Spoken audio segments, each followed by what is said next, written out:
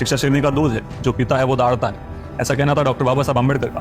लेकिन अम्बेडकर इतनी शिक्षा और 30-35 डिग्री होने के बाद भी कभी अंग्रेजों के सामने नहीं दहाड़े, बल्कि उन्हीं अंग्रेजों की जी हजूरी करते रहे। डॉक्टर अंबेडकर ने इतनी शिक्षा और 30-35 डिग्री भारत की 90% आबादी लाइक दलितों, आदिवासियों, पिछड़ों, महिलाओं को चिरकालिक दासता से आजादी दिलवाने के लिए हासिल करी थी। और इसके लिए उन्होंने अंग्रेजों का राजनीतिक हथियार के रूप में इस्तेमाल किया, न कि उनकी जी हजूरी करी। और समय आने पर कई मौकों पर वो अंग्रेजों के खिलाफ दहाड़े भी। उन्होंने अंग्रेजों के डिवाइड एंड रूल पॉलिसी की आलोचना करते हुए कहा था कि इससे जातिगत और धार्मिक भेदभाव को बढ़ावा मिला है। और 1942 में उन्होंने कहा था कि ब्रिटिश प्रशासन ने भारत को आर्थिक रूप से गुलाम बना दिया है। अपने लिए अलग इलेक्टोरेट की मांग करते हुए उन्होंने कहा कि अंग्रेज कभी भी भारत को गुलाम नहीं बना पाते अगर दलितों ने उनका साथ ना दिया होता। दलित अंग्रेजों के साथ मिलकर लड़ा है, इसलिए संभव हो पाया कि आज भारत अंग्रेजों के अधीन है। बिल्कुल उन्होंने कहा था, लेकिन आपको शायद कॉन्टेक्स्ट का नहीं पता है। डॉक्टर अंबेडकर सामाजिक सुधारों के लिए अंग्रेजों का इस्तेमाल करना चाहते थे और इसीलिए उन्होंने कई मौकों पर ऐसे कईयों तर्क दिए जिससे अंग्रेजों को लगे कि दलित पिछड़ों का उद्धार उनकी नैतिक जिम्मेदारी है और वो इसके लिए कानूनों का निर्माण करें। और रही बात भारत को अंग्रेजों द्वारा गुलाम बनाने की, तो ये किसी से नहीं छुपा है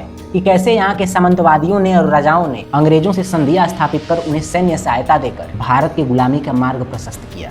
अम्बेडकर चाहते थे कि भारत कभी भी आजाद ना हो और अंग्रेज हमेशा यहीं पर रहे, क्योंकि उन्हें लगता था कि अगर सरकार हिंदुओं के हाथ में आएगी तो उनका शोषण होगा और भारत के भविष्य के लिए आजादी अच्छी नहीं है। 20 नवंबर 1930 को राउंड टेबल कॉन्फ्रेंस के दौरान लंदन में अंबेडकर साहब ने कहा था कि हमारे लिए कोई भी राजनीतिक शक्ति तभी संभव है जब ब्रिटिश शासन समाप्त हो और स्वराज की स्थापना हो। अब इससे स्पष्ट हो जाता है कि डॉक्टर अंबेडकर सामाजिक न्याय और स्वराज दोनों के पक्षधर थे, लेकिन उन्हें इस बात का डर था कि अगर बिना सामाजिक न्याय के स्वराज प्राप्ति हो गई तो भारत की सत्ता कुछ मुट्ठी भर सामंतवादियों के हाथों में केंद्रित हो जाएगी और दलित, पिछड़े, आदिवासी उनके हमेशा के लिए राजनीतिक शिकार बन जाएंगे। और ये जो आप कह रहे हो कि अंबेडकर चाहते थे भारत कभी भी आजाद ना हो और आजादी भारत के भविष्य के लिए अच्छा नहीं है, ये या तो आपके बीमार मस्तिष्क की उपज है या किसी सोची समझी साजिश का हिस्सा, क्योंकि ऐसा अंबेडकर साहब ने कभी भी नहीं कहा था और ना ही इसका कोई सोर्स है। इसके अलावा देश की आजादी में अम्बेडकर की या उनके अनुयायियों की कोई भूमिका नहीं रही, ना ही उन्होंने किसी फ्रीडम मूवमेंट में हिस्सा लिया।